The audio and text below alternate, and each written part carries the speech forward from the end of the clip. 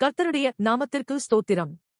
ஒவ்வொரு நாளும் கேட்பதன் மூலம் ஒரு வருடத்தில் பைபிள் வாசிப்பை முடிக்க இந்த சேனல் உதவுகிறது. Please subscribe and support us. இன்றைய வேத பகுதி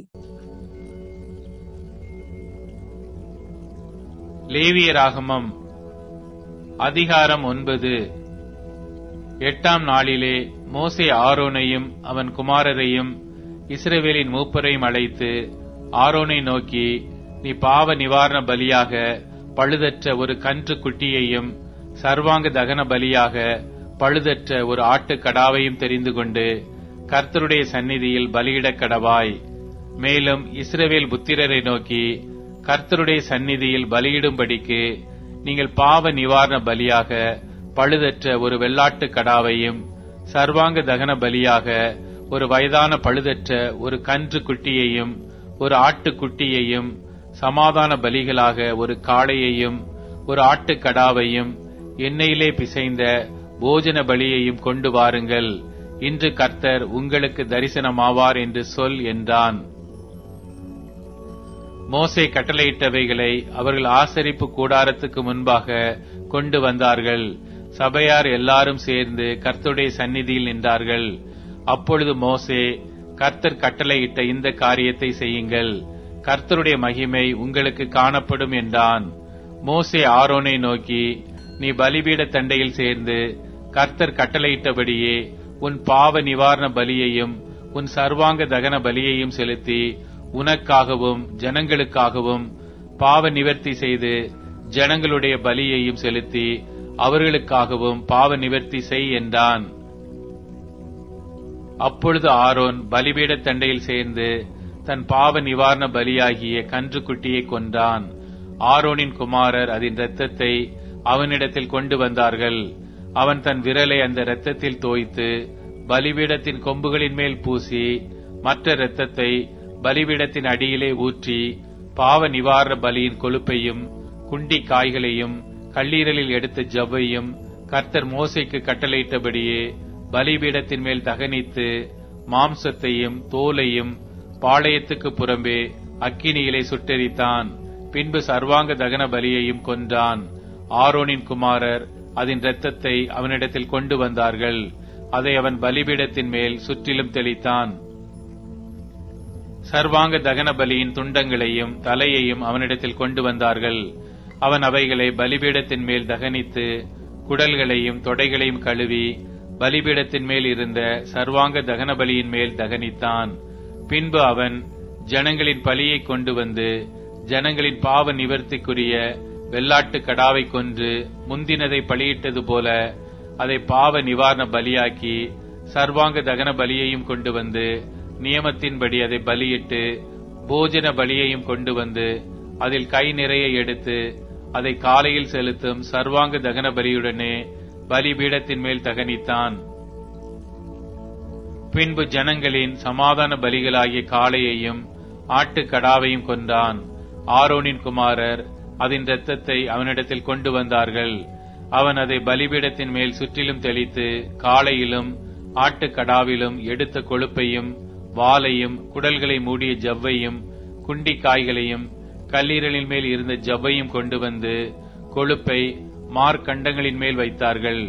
அந்த கொழுப்பை பலிபீடத்தின் மேல் தகனித்தான். மார்க்கண்டங்களையும் வலது முன்னந்தொடையையும் மோசே கட்டளையிட்டபடியே ஆரோன் கர்த்தருடைய சந்நிதியில் அசைவாட்டும் பலியாக அசைவாட்டினான்.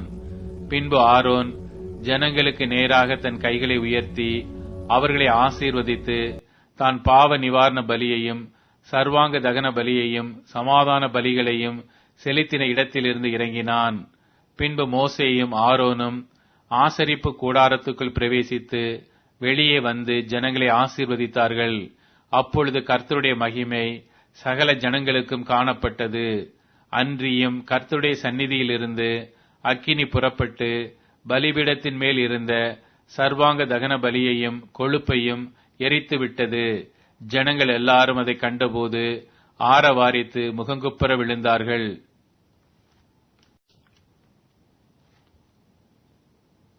லேவியராகமம் அதிகாரம் 10.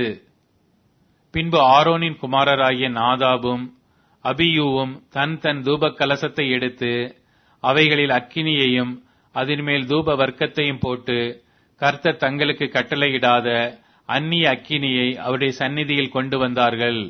அப்பொழுது அக்கினி கர்த்தருடைய சந்நிதியிலிருந்து புறப்பட்டு அவர்களை பட்சித்தது. அவர்கள் கர்த்தருடைய சந்நிதியில் செத்தார்கள். அப்பொழுது மோசே ஆரோனை நோக்கி, என்னிடத்தில் சேருகிறவர்களால் நான் பரிசுத்தம் பண்ணப்பட்டு சகல ஜனங்களுக்கு முன்பாக நான் மகிமைப்படுவேன் என்று கர்த்தர் சொன்னது இதுதான் என்றான். ஆரோன் பேசாமல் இருந்தான். பின்பு மோசே ஆரோனின் சிறிய தகப்பனான உசியேலின் குமாரராகிய மீசவேலையும் எல்சாபானையும் அழைத்து, நீங்கள் கிட்ட வந்து உங்கள் சகோதரரை பரிசுத்த ஸ்தலத்துக்கு முன்னின்று எடுத்து பாளையத்துக்கு புறம்பே கொண்டு போங்கள் என்றான். மோசே சொன்னபடி அவர்கள் கிட்ட வந்து அவர்களை அவர்கள் உடுத்தியிருந்த சட்டைகளோடும் எடுத்து பாளையத்துக்கு புறம்பே கொண்டு போனார்கள். மோசே ஆரோனையும் எலெயாசார் இத்தாமார் என்னும் அவன் குமாரரை நோக்கி, நீங்கள் சாகாதபடிக்கும் சபை அனைத்தின் மேலும் கடும் கோபம் வராதபடிக்கும் நீங்கள் உங்கள் தலைப்பாகையை எடுத்து போடாமலும் உங்கள் வஸ்திரங்களை கிழிக்காமலும் இருப்பீர்களாக.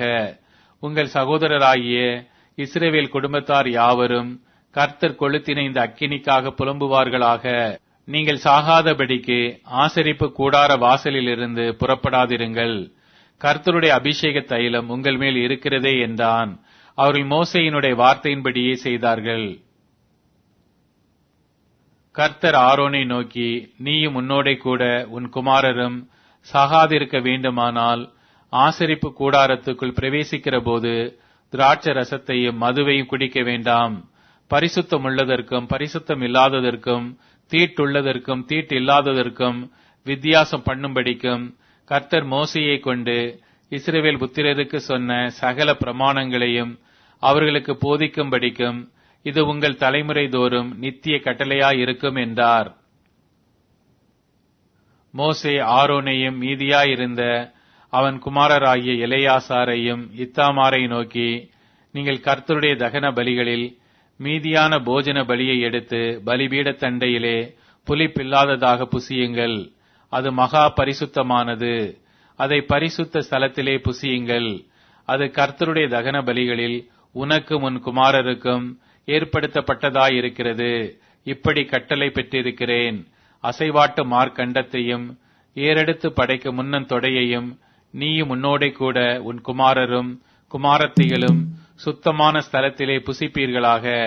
இஸ்ரவேல் புத்திரருடைய சமாதான பலிகளில் அவைகள் உனக்கும் உன் பிள்ளைகளுக்கும் கிடைக்கும்படி ஏற்படுத்தப்பட்டிருக்கிறது. கொழுப்பாகிய தகன பலிகளோடே அவர்கள் கர்த்தருடைய சந்நிதியில் அசைவாட்டும் பலியாக அசைவாட்டும்படி ஏறெடுத்து படைக்க முன்னன் தொடையையும் அசைவாட்டும் மார்க்கண்டத்தையும் கொண்டு வருவார்கள். அது கர்த்தர் கட்டளையிட்டபடியே உனக்கும் உன் பிள்ளைகளுக்கும் நித்திய கட்டளையாக ஏற்படுத்தப்பட்டிருக்கிறது என்றான். பாவ நிவாரண பலியாக செலுத்தப்பட்ட வெள்ளாட்டு கடாவை மோசே தேடி பார்த்தான். அது தகனிக்கப்பட்டிருந்தது. ஆகையால் மீதி இருந்த எலெயாசார் இத்தாமார் என்னும் ஆரோனின் குமாரர் மேல் அவன் கோபம் கொண்டு, பாவ நிவாரண பலியை நீங்கள் பரிசுத்த ஸ்தலத்தில் புசியாமற் போனதென்ன? அது மகா பரிசுத்தமாயிருக்கிறதே. சபையின் அக்கிரமத்தை சுமந்து தீர்ப்பதற்கு கர்த்தருடைய சந்நிதியில் அவர்களுக்காக பாவ நிவர்த்தி செய்யும் பொருட்டு அதை உங்களுக்கு கொடுத்தாரே. அதன் இரத்தம் பரிசுத்த ஸ்தலத்துக்குள்ளே கொண்டு வரப்படவில்லையே. நான் கட்டளையிட்டபடி நீங்கள் அதை பரிசுத்த ஸ்தலத்தில் புசிக்க வேண்டியதாயிருந்ததே என்றான். அப்பொழுது ஆரோன் மோசேயை நோக்கி, அவர்கள் தங்கள் பாவ நிவாரண பலியையும் தங்கள் சர்வாங்க தகன பலியையும் கர்த்தருடைய சந்நிதியில் செலுத்தின. இன்றுதானே எனக்கு இப்படி நேரிட்டதே. பாவ நிவாரண பலியை இன்று நான் புசித்தேனானால் அது கர்த்தரின் பார்வைக்கு நன்றாய் இருக்குமோ என்றான். மோசே அதை கேட்டபோது அமைதலாயிருந்தான். யோவான் அதிகாரம் 21. இவைகளுக்கு பின்பு இயேசு திபேரியா கடற்கரையிலே மறுபடியும் சீஷருக்கு தம்மை வெளிப்படுத்தினார். வெளிப்படுத்தின விவரமாவது, சீமோன் பேதுருவும் திதிமு எனப்பட்ட தோமாவும் கலிலேயா நாட்டிலுள்ள கானா ஊரானாகிய நாத்தான்வேலும் செபதேவின் குமாரரும் அவருடைய சீஷரில் வேறு 2 பேரும் கூடியிருக்கும்போது சீமோன் பேதுரு மற்றவர்களை நோக்கி மீன் பிடிக்கப் போகிறேன் என்றான். அதற்கு அவர்கள், நாங்களும் உம்முடனே கூட வருகிறோம் என்றார்கள். அவர்கள் புறப்பட்டு போய் உடனே படவேறினார்கள். அந்த ராத்திரியிலே அவர்கள் ஒன்றும் பிடிக்கவில்லை. விடியற் காலமான போது இயேசு கரையிலே நின்றார். அவரை இயேசு என்று சீஷர்கள் அறியாதிருந்தார்கள். இயேசு அவர்களை நோக்கி, பிள்ளைகளே, புசிக்கிறதற்கு ஏதாகிலும் உங்களிடத்தில் உண்டா என்றார். அதற்கு அவர்கள் ஒன்றுமில்லை என்றார்கள். அப்பொழுது அவர், நீங்கள் படவுக்கு வலதுபுறமாக வலையை போடுங்கள், அப்பொழுது உங்களுக்கு அகப்படும் என்றார். அப்படியே அவர்கள் போட்டு திரளான மீன்கள் அகப்பட்டதினால் அதை இழுக்க மாட்டாதிருந்தார்கள். ஆதலால் இயேசுவுக்கு அன்பாயிருந்த சீஷன் பேதுருவை பார்த்து, அவர் கர்த்தர் என்றான். அவர் கர்த்தர் என்று சீமோன் பேதுரு கேட்டவுடனே தான் வஸ்திரம் இல்லாதவனாயிருந்தபடியினால் தன் மேற்சட்டையை கட்டிக்கொண்டு கடலிலே குதித்தான். மற்ற சீஷர்கள் கரைக்கு ஏறக்குறைய 200 முழ தூரத்தில் இருந்தபடியினால் படவில் இருந்து கொண்டே மீன்கள் உள்ள வலையை இழுத்து கொண்டு வந்தார்கள். அவர்கள் கரையிலே வந்திறங்கின போது கரி நெருப்பு போட்டிருக்கிறதையும் அதன் மேல் மீன் வைத்திருக்கிறதையும் அப்பத்தையும் கண்டார்கள். இயேசு அவர்களை நோக்கி, நீங்கள் இப்பொழுது பிடித்த மீன்களில் சிலவற்றை கொண்டு வாருங்கள் என்றார். சீமோன் பேதுரு படவில் ஏறி 153 பெரிய மீன்களால் நிறைந்த வலையை கரையில் இழுத்தான். இத்தனை மீன்கள் இருந்தும் வலை கிழியவில்லை. இயேசு அவர்களை நோக்கி, வாருங்கள், போஜனம் பண்ணுங்கள் என்றார்.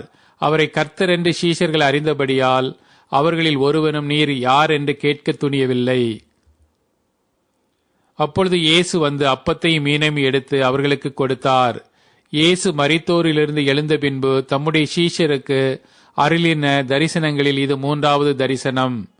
அவர்கள் போஜனம் பண்ணின பின்பு இயேசு சீமோன் பேதுருவை நோக்கி, யோனாவின் குமாரனாகிய சீமோனே, இவர்களிலும் அதிகமாய் நீ என்னிடத்தில் அன்பாய் இருக்கிறாயா என்றார். அதற்கு அவன், ஆம் ஆண்டவரே, உம்மை நேசிக்கிறேன் என்பதை நீர் அறிவீர் என்றான். அவர், என் ஆட்டுக்குட்டிகளை மேய்ப்பாயாக என்றார். 2ஆம் தரம் அவர் அவனை நோக்கி, யோனாவின் குமாரனாகிய சீமோனே, நீ என்னிடத்தில் அன்பாய் இருக்கிறாயா என்றார். அதற்கு அவன், ஆம் ஆண்டவரே, உம்மை நேசிக்கிறேன் என்பதை நீர் அறிவீர் என்றான். அவர், என் ஆடுகளை மேய்ப்பாயாக என்றார். 3ஆம் தரம் அவர் அவனை நோக்கி, யோனாவின் குமாரனாகிய சீமோனே, நீ என்னை நேசிக்கிறாயா என்றார். என்னை நேசிக்கிறாயா என்று அவர் 3ஆம் தரம் தன்னை கேட்டபடியினாலே பேதுரு துக்கப்பட்டு, ஆண்டவரே, நீர் எல்லாவற்றையும் அறிந்திருக்கிறீர், நான் உம்மை நேசிக்கிறேன் என்பதை நீர் அறிவீர் என்றான்.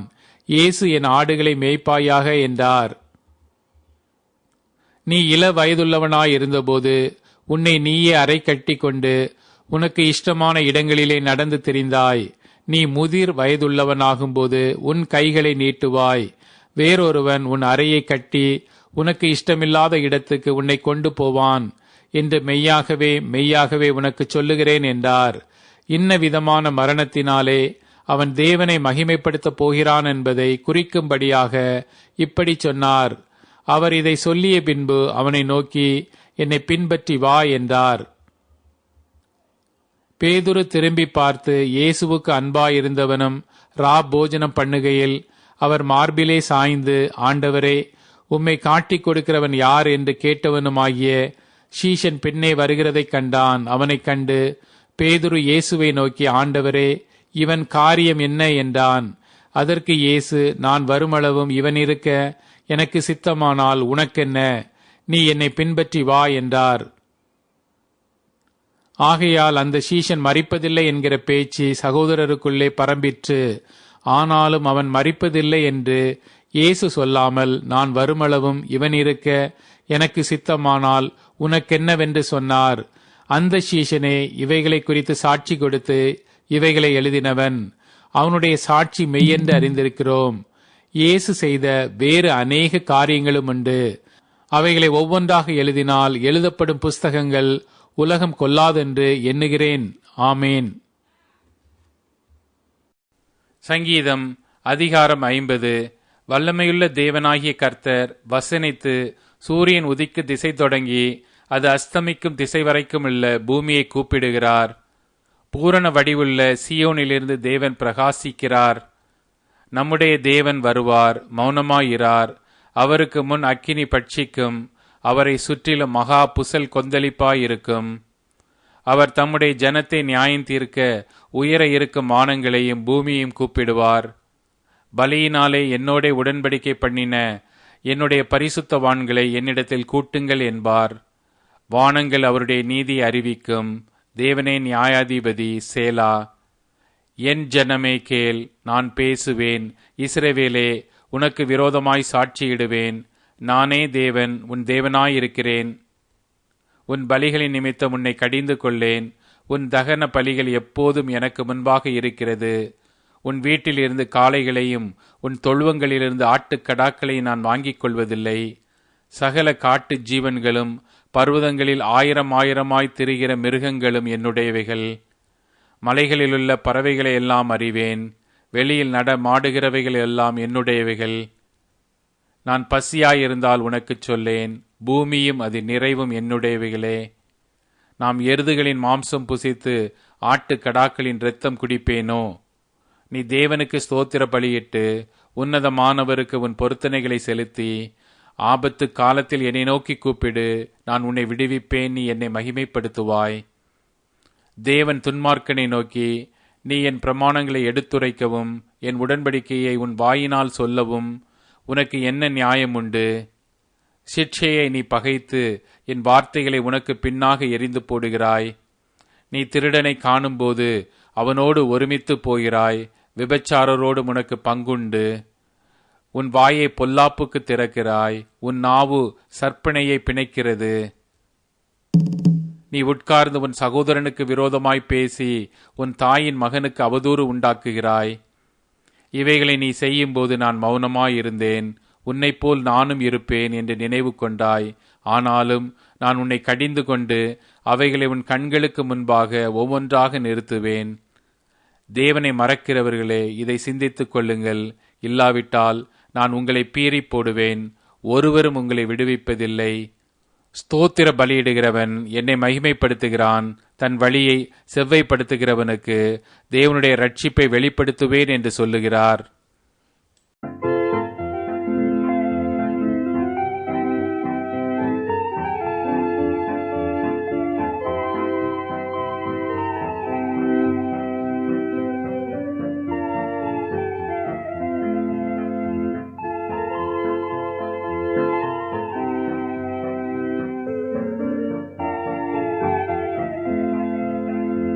என் ஆத்துமனே சமைப்பரே, என் உள்ளத்தின் ஆனந்தமே, இன்னும் உம்மைக்கு சேர நான் வாஞ்சையோடு சமீபிக்கிறேன்.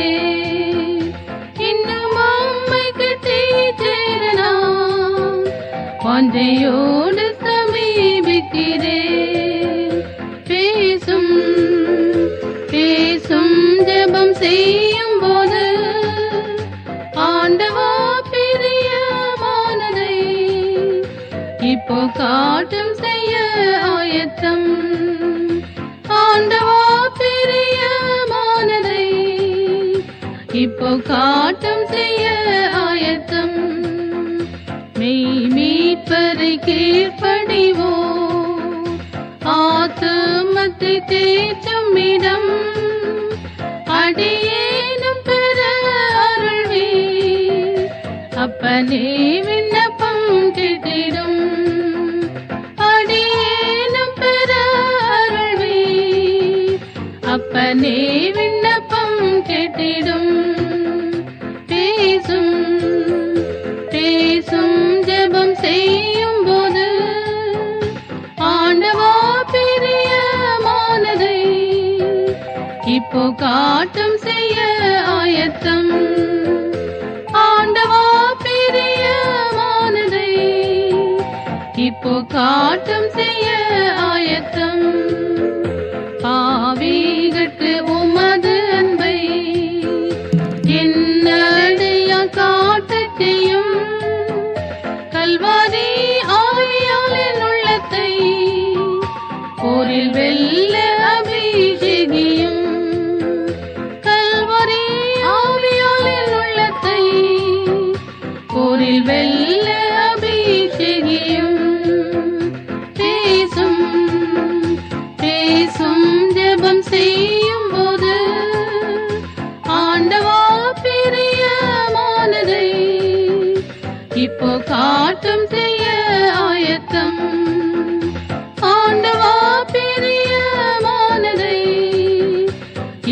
காட்டும் செய்ய ஆயத்தம்.